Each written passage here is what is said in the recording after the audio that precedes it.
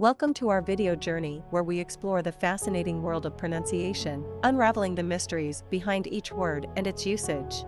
In this video, the word is Abbey. Abbey. Abbey. Abbey is a religious building or complex used by a community of monks or nuns for their religious activities and communal living. It's often associated with Christianity and can vary in size and architectural style. Examples: 1. The medieval abbey was a place of prayer and contemplation.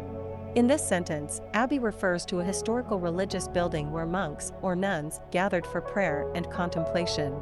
2. She visited the abbey to admire its stunning Gothic architecture. Here, abbey is mentioned in the context of its architectural beauty.